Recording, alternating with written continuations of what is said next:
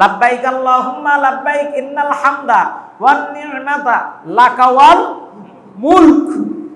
লাকা ওয়াল মুলক তার মানে শুধু আল্লাহ আপনার প্রশংসাই নয়, আপনার নিয়ামতই নয়, এই পৃথিবীর সবচেয়ে রাজাধিরাজ আপনি, সবার বাদশাকে। লাকা ওয়াল মুলক, মুলক মানে হলো বাদশাহী। আল্লাহ এই দুনিয়ার যত রাজা আছে সকল রাজার একাশ্য একমাত্র রাজা হলেন আপনি। সুবহানাল্লাহ। ওরা হলো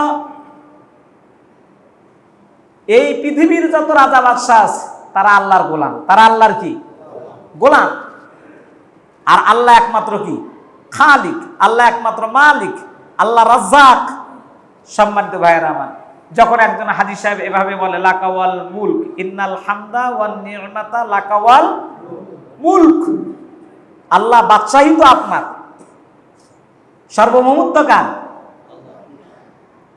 এটা সবাই বলেন না ভাই, সার্বভৌমত্ব কার? বাংলাদেশের সার্বভৌমত্ব কার? বাংলাদেশের সার্বভৌমত্ব আল্লাহর নয়, জনগণের। জনগণের। এখন এই কথা যদি আলেমেরা বলে, আলেমেরা রাজা কার?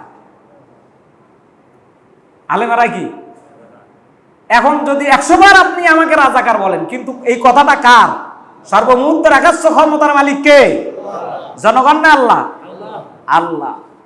একজন মুসলমান হিসেবে আপনার অন্তরের ভিতরে হাজী সাহেব যখন হজ করতে গিয়ে এই তালবিয়া পড়বে, এরপর তওবা করে তার ফিরে আসা দরকার। সার্বভৌমত্ব জনগণের না, সার্বভৌমত্ব আল্লাহ।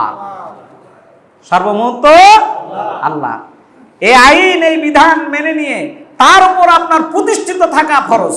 তার উপর প্রতিষ্ঠিত থাকা কি ফরজ। এই জন্য যে কথাটি আগে বললাম, যে কোনো হাজী সাহেব যদি তালবিয়াটা ঠিক মতো বোঝে আর তার উপর যদি সে দায়েম আর কায়েম থাকে, তার জন্য আল্লাহর জান্নাত কি ওয়াজিব। আল্লাহর জান্নাত যাওয়া ওয়াজিব।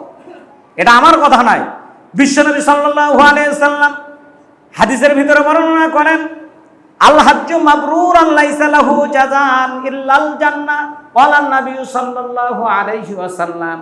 আরেকটি হাদিসের ভিতরে এসেছে, আল্লাহ রাসূল বলেছেন, আন্নাল হাজ্জাল হাজ্জা লাইসা লাহু মাবরুরান ইল্লাল জান্নাহ। বলেন আল্লাহু আকবার।